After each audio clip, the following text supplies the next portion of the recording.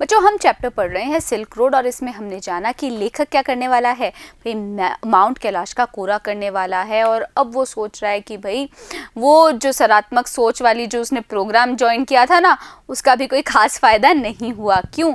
क्योंकि भाई वो जिस मौसम में आया है उस मौसम में क्या हुआ है, अभी तो तीर्थयात्रियों ने आना शुरू ही नहीं किया है। अब वो आगे क्या क्या सोच रहा है जाने हम।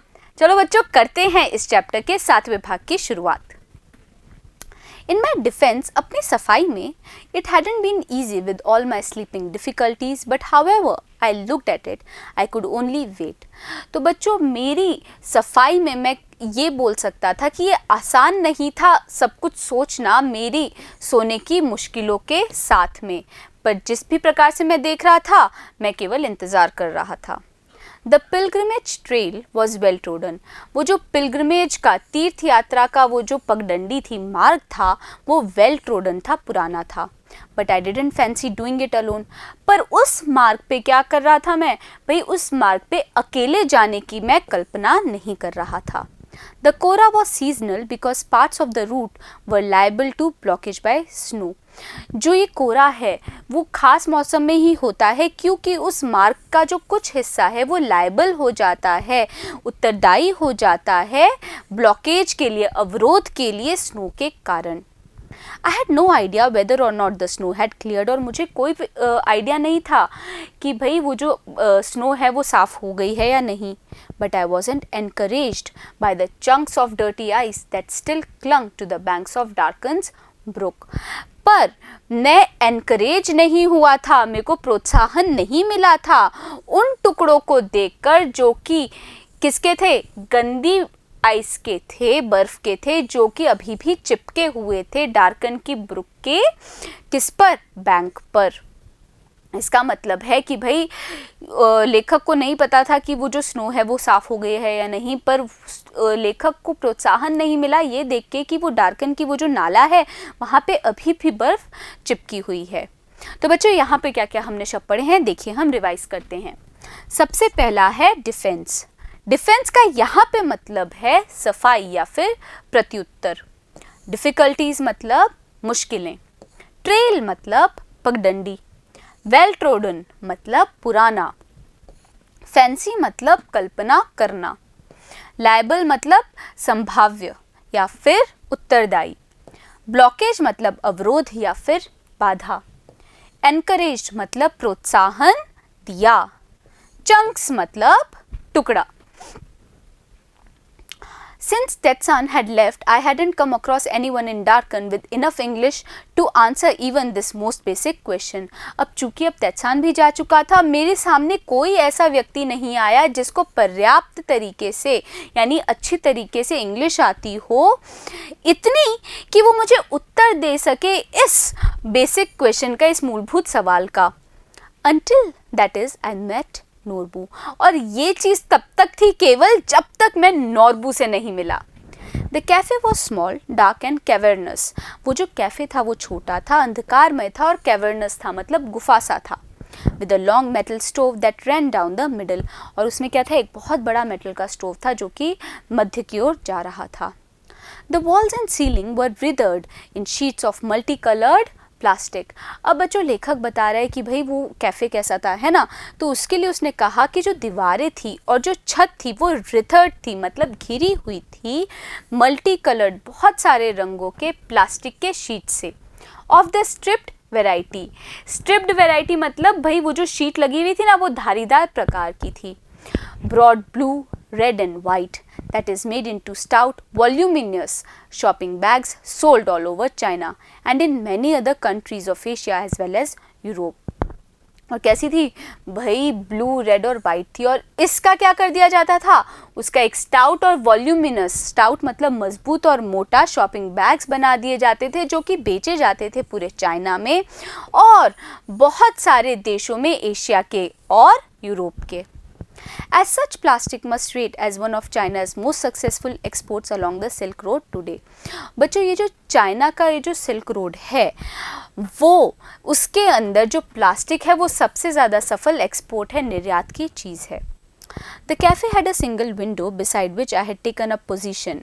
अब इस कैफ़े में एक खिड़की थी जिसके पास मैंने क्या कर दिया था, मैं जाके बैठ गया था, so that I could see the pages of my notebook, ताकि मैं अपनी नोटबुक के पन्ने देख पाऊँ। तो बच्चों यहाँ पे हमने क्या क्या शब्द पढ़े हैं, देखिए रिवाइज करते हैं। सबसे पहला है स्ट्रिप्ड। स्ट्रिप्ड मतलब धारीदार, वैरायटी मतलब प्रकार, स्टाउट का मतलब है मजबूत, वॉल्यूमिनस मतलब मोटा और एक्सपोर्ट्स मतलब निर्यात। I had also bought a novel with me to help pass the time. मैं अपने साथ एक नॉवल भी लेके आया था ताकि मेरा समय व्यतीत हो सके। Norbu saw my book when he came in and asked with a gesture if he could sit opposite me at my rickety table. तो बच्चों नॉर्बुक ने मेरी वो किताब देखी और उसने एक भाव दे के पूछा कि क्या वो मेरे सामने बैठ सकता है मेरी उस जर्जर सी टेबल पे। You English? he inquired. और नॉर्बू ने पूछताछ की कि क्या मैं इंग्लिश हूँ। After he'd ordered tea. और ये पूछताछ कब की उसने, जब उसने टी का ऑर्डर दे दिया था।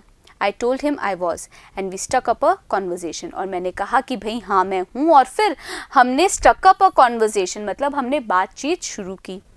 I didn't think he was from those parts because he was wearing a wind cheater and metal rimmed spectacles of a western style.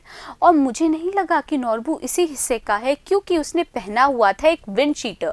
Wind cheater क्या होता है बच्चों, आपको हवा से बचाता है वो। तो विंड शीटर पहना हुआ था और मेटल रिम्ड मतलब धातु की फ्रेम वाले चश्मे पहने हुए थे वेस्टर्न स्टाइल के। तो बच्चों यहाँ पे ये जो 3 शब्द हमने देखे हैं जो कि ज़रूरी है, हम इन्हें रिवाइज करते हैं। देखिए सबसे पहला है जेस्चर। जेस्चर मतलब भाव, रिकटी मतलब जर्जर, इंक्वायर्ड मतलब पूछताछ की। ही वॉज तिब्बतियन, तो नॉर्बू जो था वो तिब्बत का था। He told me, but worked in Beijing at the Chinese Academy of Social Sciences in the Institute of Ethnic Literature. और फिर नॉर्बू ने बताया कि वो है तिब्बत का, पर वो काम कर रहा है बीजिंग के Chinese academy of social science में, और वो कहाँ है, in the institute of ethnic literature में, जो कि इस इंस्टीट्यूट में है। I assumed he was on some sort of field work. और मैंने ये अज्यूम किया, मैंने ये अनुमान लगाया कि वो किसी तरह के क्षेत्र कार्य करना चाहता है। Yes and no, he said. I have come to do the Kora. My heart jumped. और फिर उस नॉर्बू ने कहा कि हाँ भी और ना भी, मैं यहाँ कोरा करने आया हूँ। और जो मेरा दिल था ना बच्चों, वो बिल्कुल ज़ोर से धड़कने लगा। तो बच्चों ये जो तीनों शब्द हैं हम उन्हें रिवाइज करते हैं कहानी में आगे बढ़ने से पहले। देखिए सबसे पहला है मेटल रिम्ड मतलब धातु के फ्रेम वाला, स्पेक्टिकल्स मतलब चश्मे, फील्ड वर्क मतलब क्षेत्र कार्य। Norbu had been writing academic papers about the Kailash Kora and its importance in various works of Buddhist literature for many years, he told me. तो नॉर्बू ने मुझे बताया कि वो एक एकेडमिक पेपर लिख रहा है कैलाश कोरा के बारे में। उस किस चीज़ को लेके बच्चों, उस कैलाश कोरा के महत्व के बारे में इन वेरियस वर्क्स, विभिन्न कामों में बुद्धिस्ट लिटरेचर के, बुद्धिस्ट साहित्य के कई सालों से। But he had never actually done it himself, पर कभी भी उस नॉर्बू ने बताया कि उसने वो कोरा खुद नहीं किया। When the time came for me to tell him what brought me to Darkan, his lights lit up. और जब समय आया ना, जब मैंने उसको बताया कि मैं डार्कन क्यों आया हूँ, तो उसकी आंखें चमक गई। We could be a team. हम एक टीम बना सकते हैं, he said excitedly. उसने उत्तेजित होकर कहा। Two academics, 2 शैक्षणिक लोग, who have escaped from the library, जो बच निकले हैं लाइब्रेरी से। Perhaps my positive thinking strategy was working after all. और ये बात सोची बच्चों लेखक ने कि शायद ये जो मेरी सकारात्मक सोच वाली जो स्ट्रैटेजी है, रणनीति है, वो आखिरकार काम कर रही है। तो बच्चों क्या क्या हमने यहाँ पे शब्द पढ़े हैं, देखिए रिवाइज करते हैं। सबसे पहला है इम्पोर्टेंस। इम्पोर्टेंस मतलब महत्व, वेरियस मतलब विभिन्न, लिटरेचर मतलब साहित्य, एक्साइटेडली मतलब उत्तेजित होकर, academics मतलब शैक्षणिक। My initial relief at meeting Norbu, who was also staying in the guest house, was tempered by the realization that he was almost as ill-equipped as I was for the pilgrimage. तो ये जो बच्चों मेरी प्रारंभिक राहत थी ना नॉर्बू से मिलने के बाद जो मुझे हुई थी, जो कि वो भी यानी कि भाई नॉर्बू भी जो रुका हुआ था गेस्ट हाउस में वो टेम्पर हो गई, वो कम हो गई इस रियलाइजेशन के साथ, इस एहसास के साथ कि नॉर्बू भी क्या है, उतना ही इल इक्विप्ड है, अनुपयुक्त है जितना कि मैं इस पिलग्रिमेज के लिए, इस तीर्थ यात्रा के लिए। He kept telling me how fat he was and how hard it was going to be। तो नॉर्बू मुझे बताता रहा बार बार कि भाई कितना वो मोटा है और ये कितना मुश्किल होने वाला है। तो बच्चों क्या क्या हमने यहाँ पे शब्द पढ़े हैं देखिए। सबसे पहला है एस्केप्ड, मतलब बच निकला। स्ट्रेटजी यानी कि रणनीति। इनिशियल मतलब प्रारंभिक। रिलीफ यानी राहत। टेम्पर्ड मतलब कम होना या फिर शांत होना। रियलाइजेशन मतलब एहसास। इल इक्विप्ड मतलब अनुपयुक्त। Very high up he kept reminding me so tiresome to walk. और क्या बताता रहा वो कि बहुत ऊंचा जाना है और ये बहुत ज़्यादा थका देने वाला होता है कि भाई आप चल पाओ। He wasn't really practicing Buddhist, it transpired, but he had enthusiasm and he was of course Tibetan। तो बच्चों जो ये नॉर्बू था वो असल में बुद्धिस्ट नहीं था, यानी कि भाई वो ये जो बुद्ध धर्म है उसका पालन नहीं कर रहा था। इट ट्रांसपायर्ड, इस बात का पता चला। बट ही हैड एंथुजियाज्म, पर इस नॉर्बू में उत्साह था और वो तिब्बतियन भी था। Although I had originally envisaged making the trek in the company of devout believers, on reflection I decided that perhaps Norbu would turn out to be the ideal companion। तो बच्चों भले ही मैं ओरिजिनली यानी मूलतः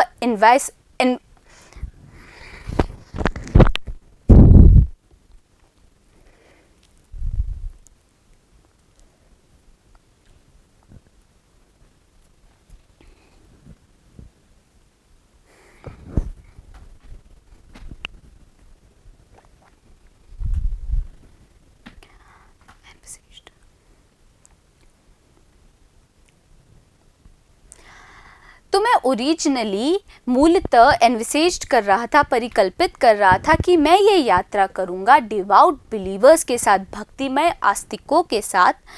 पर फिर क्या हुआ? ऑन रिफ्लेक्शन, चिंतन करने के बाद मैंने ये फैसला किया कि शायद नॉर्बू एक आइडियल कंपेनियन हो सकता है, एक आदर्श साथी हो सकता है। तो बच्चों यहाँ पे क्या क्या शब्द हैं देखिए। सबसे पहला है ट्रांसपायर्ड, मतलब पता चला। फिर है एंथुसियाज्म, मतलब उत्साह।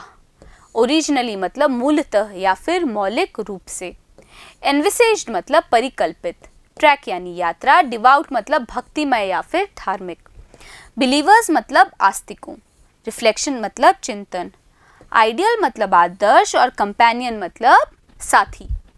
He suggested we hire some yaks to carry our luggage। और नॉर्बू ने ही ये सुझाव दिया कि हम किराए पर ले ले कुछ याक्स ताकि वो हमारा सामान ले जा सकें। Which I interpreted as a good sign। और जिसका मैंने अर्थ लगाया कि एक अच्छा साइन है। And he had no intention of prostrating himself all round the mountain। और भाई क्या बोला नॉर्बू ने कि उसका कोई इरादा नहीं है कि वो प्रोस्ट्रेट कर जाए, यानी कि औंधे मुंह गिर जाए उस पूरे पहाड़ पे। Not possible, he cried, collapsing across the table in hysterical laughter। और फिर नॉर्बू एक हिस्टेरिकल अनियंत्रित हंसी से गिरते हुए बोला कि ये संभव नहीं है। It wasn't his style, ये उसका अंदाज नहीं था। And anyway, his tummy was too big। और वैसे भी उसका जो पेट है वो बहुत ज़्यादा बड़ा है तो वो लुढ़क नहीं सकता। तो बच्चों क्या क्या हमने शब्द पढ़े हैं देखिए। सबसे पहला है हायर। हायर मतलब किराए पर लेना। इंटरप्रिटेटेड मतलब अर्थ लगाया। इंटेंशन यानी इरादा। प्रोस्ट्रेटिंग मतलब औंधे मुंह गिरना। कोलैप्सिंग मतलब गिरते हुए। हिस्टेरिकल मतलब अनियंत्रित। और स्टाइल यानी अंदाज या फिर शैली। तो बच्चों मज़ेदार लगा ना आपको ये चैप्टर? हमने लेखक के शब्दों में ही भाई इस माउंट कैलाश की यात्रा कर ली है। लेखक दरअसल एक कोरा करना चाहता था, एक तीर्थ यात्रा करना चाहता था। कहाँ पर? माउंट कैलाश पर। और उसने इस चैप्टर में अपने अनुभवों के बारे में बताया है, जो कि कैसे थे भाई, कुछ अच्छे भी थे कुछ बुरे भी थे। अब क्या करेंगे हम बच्चों? अब हम मिलेंगे अगले वीडियो में और करेंगे हम इस चैप्टर के क्वेश्चन आंसर्स। बने रहिएगा मेरे साथ, मिलते हैं अगले वीडियो में।